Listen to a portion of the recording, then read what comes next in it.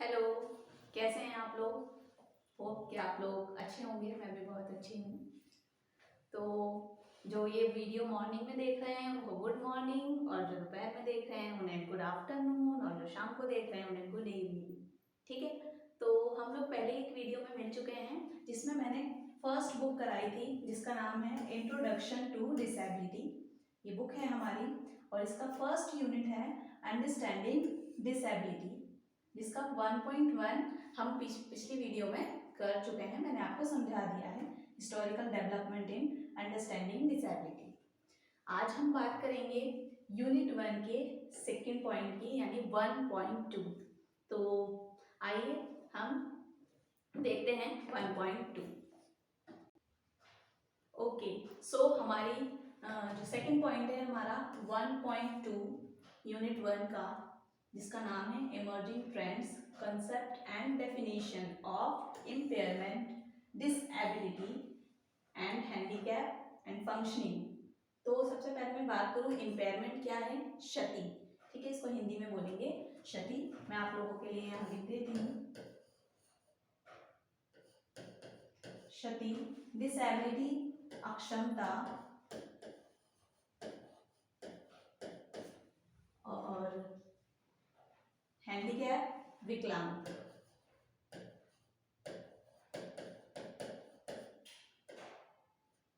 तो ये तीन चीजें हैं जिसके बारे में हम इस यूनिट में सीखेंगे, इम्पेयरमेंट, डिसएबिलिटी एंड हैंडीकैप।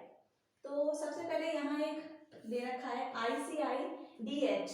ये ICIDH क्या है? ICIDH की फुल फॉर्म है international classification of impairment, disability and handicap. तो इसकी फुल फॉर्म क्या है मैं यहाँ लिख देती हूँ, ये एग्जाम में भी आ सकता है फुल फॉर्म पूछने के लिए। इंटरनेशनल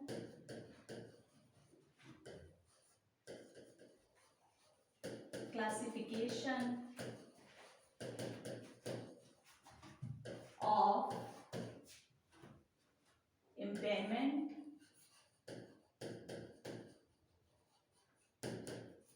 डिसएबिलिटी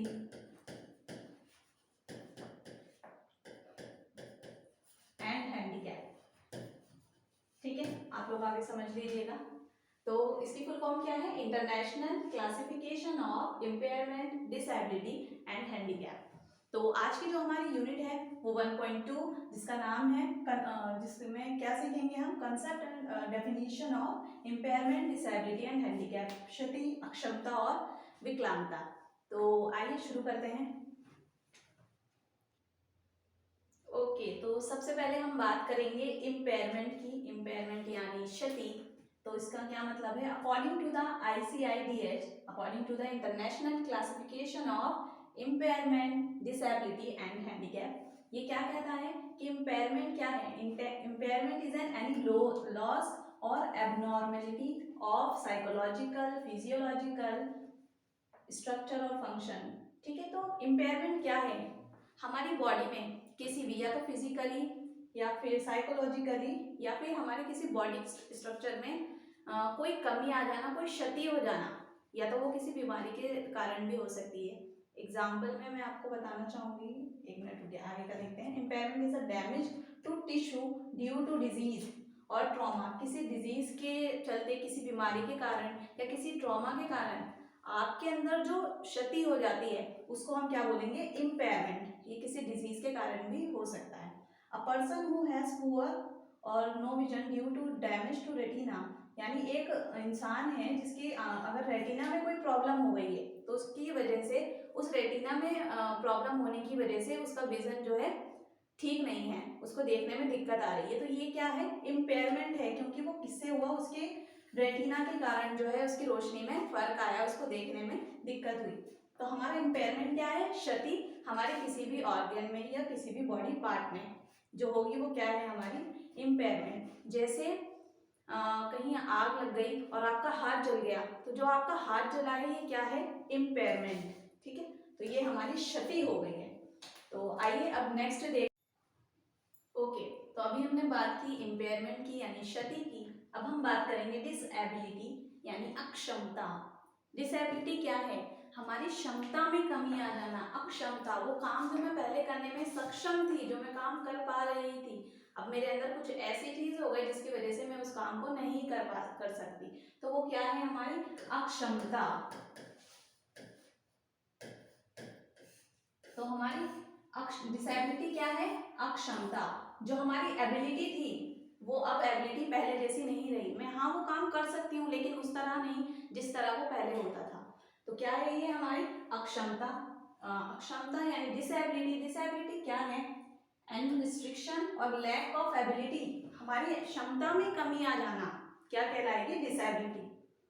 और ये क्या है, टू परफॉर्म एन एक्टिविटी, किस चीज के लिए, हम कोई भी कार्य करते हैं उसको करने में जो कमी आ जाती है वो हमारी डिसेबिलिटी कहलाएगी। इन द मैनर और with in the range considered normal for a human being, level of the individual. ठीक है, तो यही बात है इसके अंदर, इम्पेयरमेंट के कारण आपके अंदर आपकी क्षमता में क्या कमी आई वो हमारी डिसेबिलिटी कहलाएगी। जैसे मैंने अभी आपको बताया था कि किसी का हाथ जल गया, वो क्या है, इम्पेयरमेंट हो गई। और कभी कभी वो इतना ज्यादा होता है ना, किसी का हाथ कुछ ज्यादा जल जाता है, सर्जरी करनी पड़ती है डॉक्टर को, या किसी केस में वो इन्फेक्शन इतना ज्यादा हो जाता है कि डॉक्टर को वो हाथ ही काटना पड़ता है, तो वो क्या कहलाएगी हमारी डिसेबिलिटी। यानी जो हमारी उस हाथ से मैं जो काम कर पा रही थी अब वो मैं उस तरीके से नहीं कर सकती, तो मेरी क्षमता में कमी आ गई, यानी डिसेबिलिटी। ओके, तो disability denote the consequences of impairment in term of function. क्या है ये, इम्पेयरमेंट का परिणाम, उस इम्पेयरमेंट के कारण हमारी क्षमता में जो कमी आई है वो डिसेबिलिटी कहलाएगी। अब जैसे कि मैंने पीछे ये भी बताया था कि उसके रेटिना के कारण जो है उसकी विजन जो था वो धीरे धीरे कम होता गया, उसको देखने में दिक्कत आती गई। अब उसकी वजह से जो उसका विजन खराब हुआ है, जिसमें आईसाइट से रिलेटेड जो भी वो वर्क करेगी या करेगा उसमें जो कमी आएगी, पहले जैसे तो नहीं कर सकती ना, जब दिख नहीं रहा तो अच्छे से कर भी नहीं पाएगी, वो जो कमी आएगी वो हमारी डिसेबिलिटी के अंदर कहलाएगी। पहले होती है इम्पेयरमेंट, फिर उसके बाद डिसेबिलिटी। ठीक है, तो ये दो पॉइंट्स आपको क्लियर हो गए, इम्पेयरमेंट हमारी क्षति, और उस क्षति के कारण जो हमारी क्षमता में कमी आई यानी अक्षमता मींस डिसेबिलिटी, तो उसे हम डिसेबिलिटी बोलेंगे। तो आइए अब हम देखते हैं थर्ड पॉइंट। ओके, तो अब हम बात करेंगे हैंडीकैप। हैंडीकैप को सॉरी ओके, तो हैंडीकैप को हम हिंदी में क्या बोलते हैं, विकलांगता। मैं यहाँ लिख भी देती हूँ,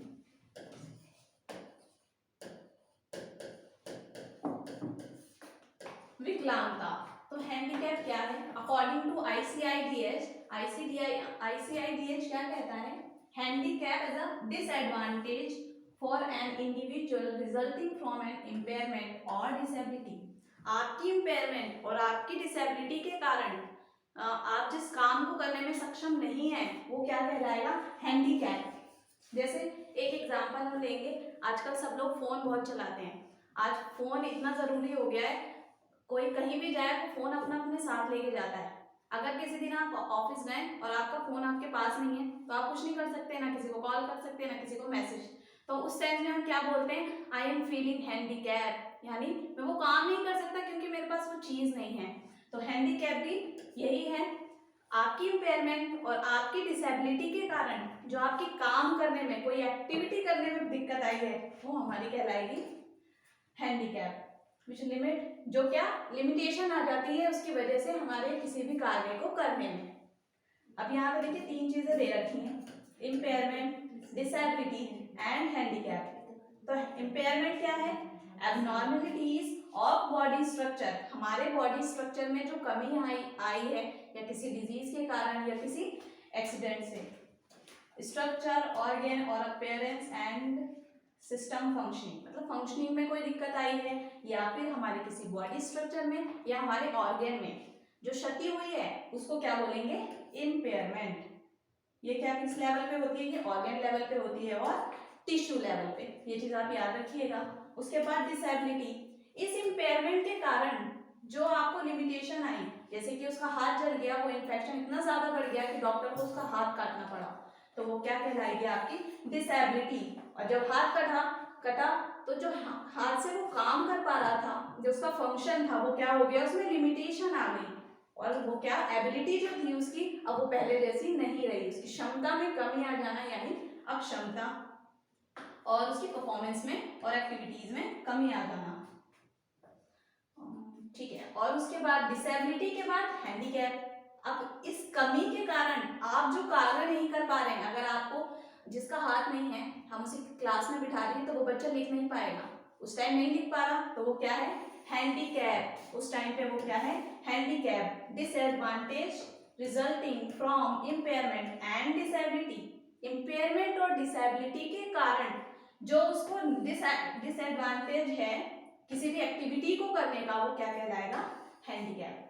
तो सबसे पहले हमारी आती है इम्पेयरमेंट, उसके बाद डिसेबिलिटी और डिसेबिलिटी के बाद हैंडीकैप। ये थोड़ा गंदा हो गया, मैं इसको साफ कर देती हूँ, अब आप इसको अच्छे से देख पाएंगे। ठीक है, तो सबसे पहले इम्पेयरमेंट, ये किसी डिसीज के कारण भी हो सकता है, डिसेबिलिटी आपकी क्षमता में कमी आ जाना, और हैंडीकैप इम्पेयरमेंट और डिसेबिलिटी के कारण जिसका किसी भी कार्य को आप कर नहीं पा रहे हैं वो क्या कहलाएगी हमारी हैंडीकैप। ठीक है, और इम्पेयरमेंट जो है वो किसी बीमारी के कारण भी हो सकता है।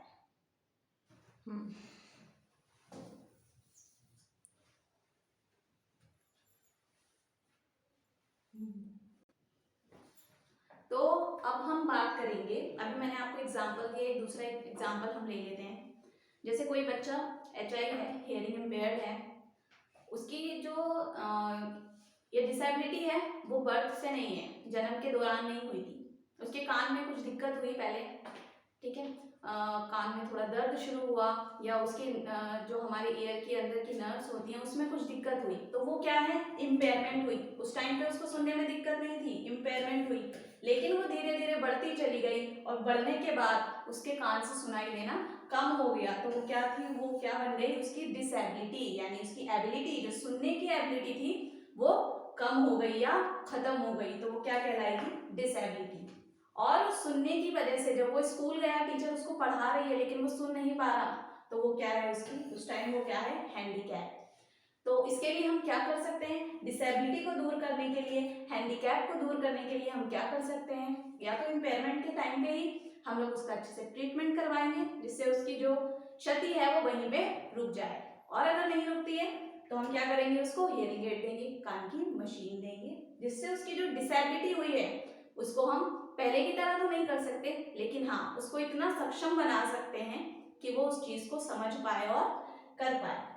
तो और वहाँ स्कूल में जाकर जो है, जहाँ वो हैंडीकैप था यानी कान की मशीन नहीं थी पहले उसके पास, अब मिल गई है, तो वो उस काम को भी कर पाएगा, सुन पाएगा और समझ पाएगा।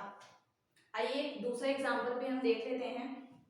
जैसे मान लीजिए कोई चाइल्ड है CP सेरेब्रल पाल्सी, तो उसमें क्या है स्टार्टिंग में उसकी कुछ ऑर्गन्स में दिक्कत आई, उस टाइम हैंडीकैप नहीं था वो, उसके ऑर्गन्स में दिक्कत आई, उसके हैंड्स में या बॉडी मूवमेंट में कुछ दिक्कत आई, वो क्या है इम्पेयरमेंट कहलाएगा। वो इम्पेयरमेंट धीरे धीरे इतनी बढ़ गई कि उसके लेग से अब वो चल नहीं पाता, पहले तो वो चल रहा था, हल्की क्षति थी, लेकिन वो क्षति इतनी बढ़ गई कि अब उसको चलने में दिक्कत होने लगी, चल नहीं पा रहा, अब उसे वॉकर की जरूरत पड़ गई या कोई व्हील चेयर की जरूरत पड़ गई। तो उस टाइम पे वो क्या हो गया डिसेबल हो गया, उसकी चलने की कमी जो आई, चलने में जो कमी आई, अब चल नहीं पा रहा, वो डिसेबिलिटी। और जब हमने उसे व्हील चेयर दे दी या फिर वॉकर दे दिया चलने में, तो हमने उसकी डिसेबिलिटी को थोड़ा ठीक कर दिया, पहले जैसा तो नहीं लेकिन अब वो भी चल सकता है। तो ये तीन चीजें हैं हमारी impairment, disability and handicap. I hope कि आपको ये सारे पॉइंट्स अच्छे से क्लियर हो गए होंगे। और सेकंड चीज मैं आपको बता दूं कि ये एक अच्छा टॉपिक है, एग्जाम में इसमें से क्वेश्चन जरूर पूछा जाता है, चाहे वो 1 नंबर का हो 2 नंबर का हो, ठीक है, एक क्वेश्चन आपको इसमें से देखने को जरूर मिलेगा। तो आप ये चीजें अच्छे से लर्न कर लीजिएगा, समझ लीजिएगा, और अगर आपको कोई डाउट है तो आप मुझसे पूछ भी सकते हैं। ओके, तो हमारे चैनल को लाइक एंड सब्सक्राइब करना मत भूलिएगा। तो आज की वीडियो होती है यहीं समाप्त। Thank you.